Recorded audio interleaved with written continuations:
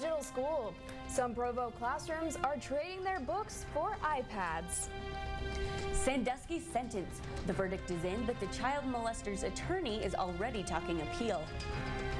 And Speedy Teen. He may still be a minor, but Jamal Williams plays a major role in BYU's offense. I'm Angela Montirith. And I'm Lauren Simpson. It's Tuesday, October 9th, and in Utah, it's 12 o'clock. From KBYU and the BYU Department of Communications.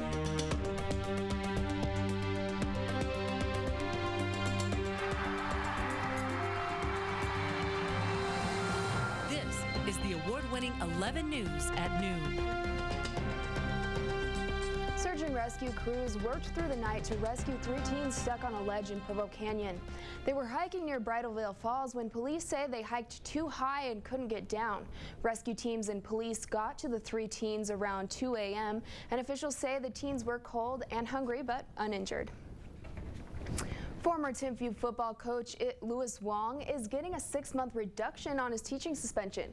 The Utah State Board of Education dropped it from 18 months to 1 year. An internal audit earlier in this year revealed questionable uses of funds by Wong, including $10,000 of missing football revenue. He must eventually reapply for his license. A Provo school hopes to improve learning with new technology from the state. 11 News reporter Matt Rascone is in Provo, where teens are going digital in the classroom. I'm here at Dixon Middle School, where teachers say students won't just be learning from books, but also from iPads. Leanne Moody teaches language arts to young minds. Her classes were like any other until last year when the school made an effort to improve students' reading skills. What if I give you an iPad lab? Do you think that will make a difference with these kids? Since then, Mrs. Moody began using iPads in all of her classes. And then it tells them, no, that's not a word. And paper has gone away, pretty much. And she's noticed a positive difference. They definitely like reading on them. A new state-funded program means all of the classes at Dixon Middle School will have iPads to help them learn. We want it to be a great experience for everybody, for parents, for students, for the teachers. The state chose Dixon and only 2 other schools to receive iPads. We're really excited to continue to use what we have, but also implement that with the iPad. And faculty aren't the only ones intrigued. I'm so happy now because I could just have a smaller backpack, and my backpack would be so much lighter. He's pretty excited and motivated to do better in school because of us. Mrs. Moody knows there will be challenges. But occasionally, you know, they do get off task. It can be a distraction. But she's still confident it will be for the better in the end. So I'm trying to show them that there are other things to do besides Facebook. Teachers say this new technology in the classroom isn't just to help students read, it's to help prepare them for college and for their future careers. I bet those students are better at iPads than I am. Matt Rascone at Provo's Dixon Middle School. Thanks. After weeks of searching, the Utah State School Board has hired a new superintendent. Martel Menlove of Box Elder County has been working as the deputy state superintendent and brings 30 years of experience to the job. Menlove beat out 2 other finalists and will officially take over the post January 1st. State lawmakers say a new grant will help daycare workers prepare preschoolers for graduation. The $800,000 mean more resources for training and preschool teachers. Lawmakers base their decision on research saying children with better preschool education are more likely to graduate from high school. Most people know clean air is healthier to live in, but a BYU professor is proving it can actually be cheaper too. And he's showing his research to a legislative committee. 11 News reporter Elisa Kleineman shows us just how many dollars he says lawmakers could save preventing air pollution. Utah's air pollution is higher than the national average, and it takes its toll on people's health. Lydia Roberts has close friends with asthma and says air quality is a top priority when her family looks for a place to settle. I think that it's really crucial to think about that when you're choosing somewhere to live, you know, just even for your own health and especially for your kids' health. BYU economics professor Dr. C. Arden Pope says that the air you breathe can have a big effect on the economy, since people like Lydia don't want to live in smog. He recently suggested the legislature's Economic Development Task Force give priority to cleaning up air pollution.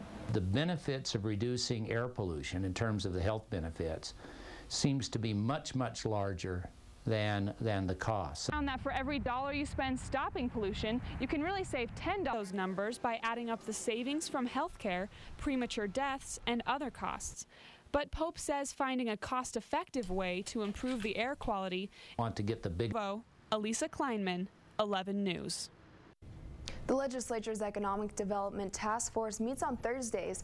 Meanwhile, the Utah Petroleum Association says Utah refineries have invested $1 billion in improvements to cut pollution. Police arrested a Provo panhandler after they say he hit people who offered him food. Officials say Stubbs approached a group of people outside a cafe and asked them for money, but ended up hitting one of them when they handed him food instead of cash. Stubbs remains in Utah County Jail on suspicion of assault and disorderly conduct. Family and friends gathered yesterday to honor the Arizona Border Patrol agent who died on duty last week. Nicholas Ivy is originally from Provo. He leaves behind his wife and 2 young daughters. Congressman Rob Barber says Agent Ivy should remind us all to honor border agents for their daily sacrifice.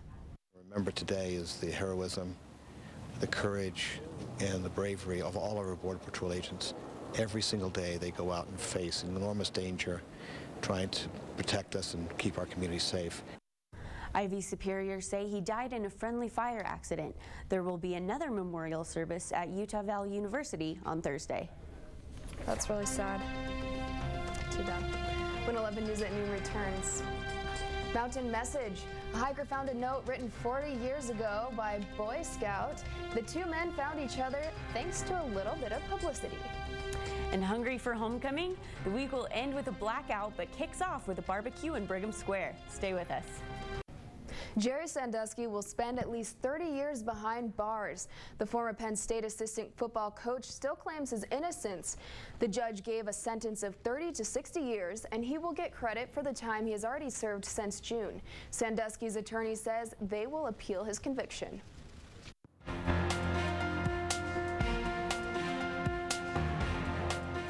American Airlines struggles to keep their business customers. A South Carolina man takes a swing at his lawyer, and a San Diego man finds a note after 4 decades. Here's your look from across the nation. American Airlines has lost some of their most common travelers, business passengers. The airline says a recent report showed a 7% decrease from last year after they cut the number of flights. Travelers say delays and a pilot shortage forced them to book on other airlines because they can't risk being late. Prison sentencing can be difficult for a public defendant, especially when your own client punches you in the face. It happened in a South Carolina courtroom as 30-year-old LaMarcus Williamson got his 15-year prison sentence. The handcuffed defendant appeared erratic throughout the trial, but attorney Dan Hall says he never saw the sucker punch coming. A California hiker discovered a 40-year-old handwritten note in the Sierra Nevada mountains. Then 13-year-old Tim Taylor climbed that very peak on a scouting trip back in 1972. He left a note there and forgot about it until now. Taylor heard the surprising news once a newspaper ran the story on a note. The 2 men met up at Taylor's home in San Diego, uniting 2 hikers across 4 decades. That's your look at news across the nation. Angela?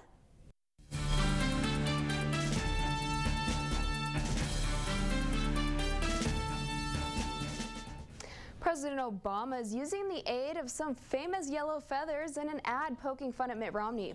A mention of big boards stole the show at last week's presidential debate and again takes center stage in the newest Obama campaign ad. Mitt Romney knows it's not Wall Street you have to worry about, it's Sesame Street.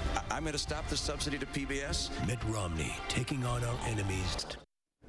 Despite the PBS ad, a national poll says Mitt Romney is slowly pulling ahead of President Obama. The Pew Research Center reports a 49 to 45% lead. Republicans say the recent changes in polls is because of Romney's strong performance in the last presidential debate.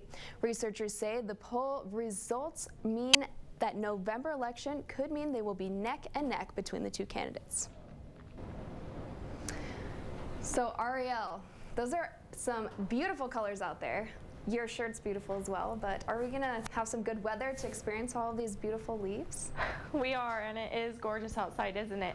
But we'll have some beautiful weather, but also some showers to look forward to. Year 11. BYU just kicked off homecoming week with its opening ceremonies in the Marriott Center. 11 News reporter Ashley Munguia is covering today's events. So Ashley, I hear there's free food for students? That's right, Angela. I'm in Brigham Square right now, where the festivities continue with a barbecue. I've got Bryn, the student lead here for the BYUSA barbecue. So, Bryn, what can we expect to happen today? Yeah, we're hoping to have probably about 2,000 students come down from the Marriott Center, and they're going to come down led by the marching band. After that, they can check out some of the clubs we have set up here and just get a burger and enjoy the nice weather. So we hope it'll be a good experience for them. Perfect. So it'll be a great turnout with a lot of students, a lot of energy. Are you hoping for that? That's what we're hoping for. I think it'll be a good success. Perfect. All right, guys. Looks like you're going to have to grab those burgers pretty soon. For 11 News, I'm Ashley Munguia in Brigham Square.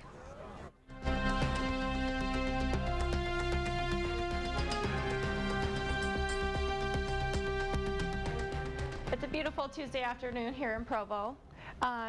As you can see, I have these mountains behind me. Beautiful. You can see the leaves and the colors changing as well. Those colors changing, temperatures are dropping. Today, however, this afternoon we'll be in the we'll be in the 70s to 75 degree range. So a little warmer and a little cloudy. Currently standing in Provo, we're at about 50 degrees with the humidity about 50% and a wind speed of 6 miles per hour. So that wind does contribute to the temperature as well, causing it to be a little chilly, but like I said, 70 to 75 today throughout into the afternoon. What to expect tonight? We'll have mostly cloudy skies, sunset at about 6:53 p.m. and look at that, the sun is setting earlier and earlier, causing it to be darker earlier. And our weather story this week, we have a storm coming in from the south end of the South Pacific coast of California. That's going to enter Utah on the southeastern side. So it's going to, like I show you here, it's going to come up from, like I said, the coast of California and enter the state southeastern. And so it will hit St. George first. We'll hit the south first, so like I said, St. George, and then head up through the state this way and exit this way. So we'll see that storm system, and that will probably hit the state Wednesday. So St. George will be seeing rain Wednesday, and our highs throughout the state. Logan at 71, Salt Lake at 66 and 70 in Nephi. So pretty uniform temperatures, warmer around the state, but like I said, those temperatures are going to be dropping throughout the rest of the week. St. George at 82. Southern Utah 5-day forecast. We'll have some clouds on 82 today, so 82 today, 79 Wednesday, and 79 Wednesday is a day that we'll have 20% chance for showers. Thursday, 40% chance for showers, and Friday they'll be seeing some storms. And then back up on the temperature at 71. See that temperature drop on Friday.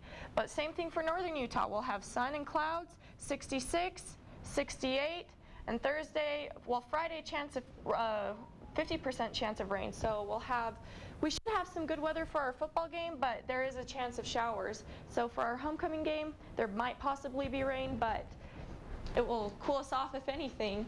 A little cooler for the night game, I guess, though. Just have to bring a poncho just in case. Just in case, exactly. Awesome. Thanks, Ariel. Thanks, Ariel. And speaking of homecoming, Sean, we hear that our team might have some rearranging in the lineup. Well, both teams will have some rearranging in the lineup after the news we got yesterday, and we'll get to that. Next on sports, quarterbacks down. They're falling like flies. See which QBs for both BYU and Oregon State will be out for Saturday's showdown. And freshman phenom. He's not even old enough to vote, but he'll play a big role in BYU's success the rest of the season. Sports is next.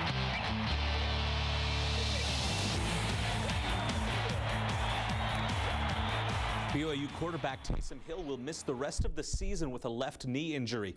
The freshman QB will have surgery to repair the damage he suffered toward the end of the Utah State game. What's the injury? Good question. You can talk to Jeff about that. It's multiple injuries. There's a ligament that's damaged. There's a hamstring that's damaged. So you can talk to Jeff. He took a helmet right on the knee on the last play. Third to last play. Hill threw for 347 yards and 3 touchdowns in his starts against Hawaii and Utah State. Fortunately for the Cougars, Bronco expects senior Riley Nelson to be healthy and ready to go on Saturday. But BYU won't be the only team missing a quarterback when they take the field at LaVell Edwards Stadium on Saturday. Oregon State coach Mike Riley announced that just like Taysom, Beaver QB Sean Mannion is also out indefinitely after knee surgery. Mannion threw for more than 1,300 yards and 7 touchdowns in OSU's first 4 games. Junior Cody Vaz will take over behind center until Mannion comes back. And the arms of Beck, Hall, and Nelson lit up BYU scoreboards for the past few years, but it's the legs of a freshman running back that may be the remedy to our injury-prone Cougar offense. As 11 Sports reporter Jason Ludlow tells us, Jamal Williams is up to the challenge.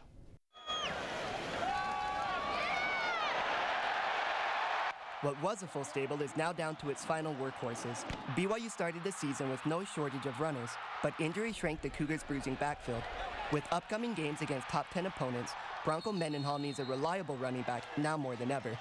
BYU hopes Jamal Williams is the answer. Williams is only 17 years of age. While most students his age are preparing to graduate from high school, Williams is starting his legacy in college football. Skipping the 2nd grade allowed him to enroll at BYU a year earlier than most freshmen. Injuries to older players shot him up the depth chart, but Williams knows the team is confident he will continue to succeed. It felt pretty good to come in as 17 and have them trust me like that. It seems like they really believe in me. Williams says any back will slash through defenses behind his offensive line. Even when you're 16, you could be 14, 15. Holes like that is just wonderful to have when you have a lineman like them. Cougar fans just hope Williams stays healthy and keeps on running. On the BYU campus, Jason Ludlow, 11 Sports. You can see the young rushing phenom this Saturday afternoon at 1:30 when the Cougars take on number 10 Oregon State at LaVell Edwards Stadium.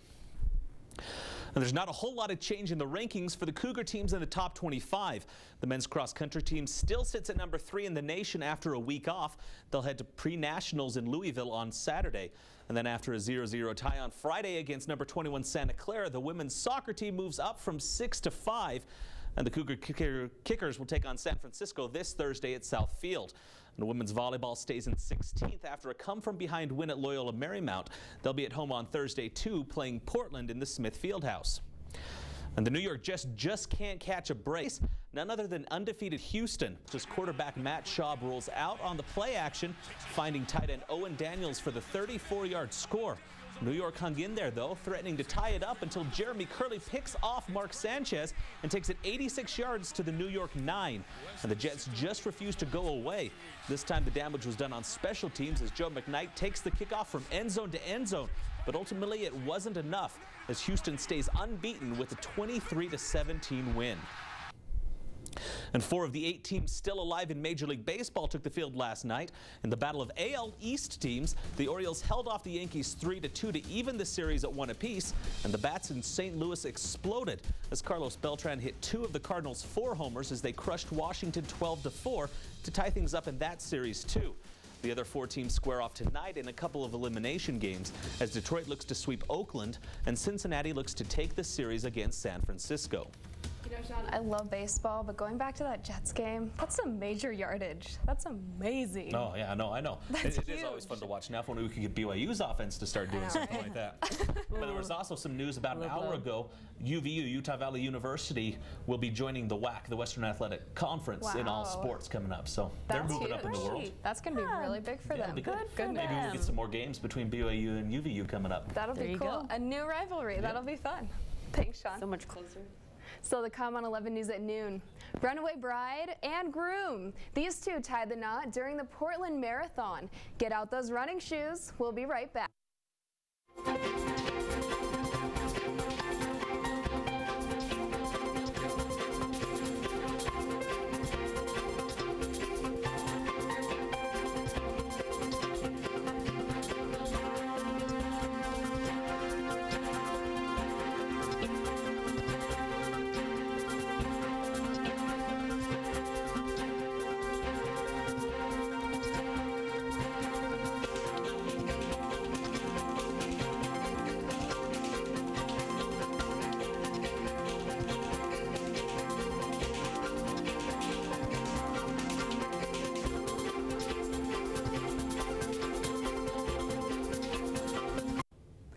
This Oregon couple isn't just a pair of avid runners. They are now husband and wife after a ceremony during the Portland Marathon. Katie Holmes and Eric Johansson say they reconnected 5 years ago at mile 20. They decided to get married and planned to have a ceremony at the same spot. The couple exchanged vows and rings in front of their family and friends. After the ceremony, the couple finished the race.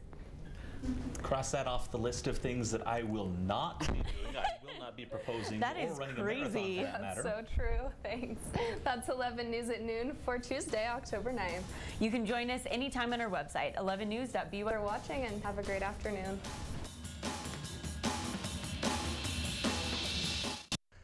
Programming on 11 is made possible by viewers like you.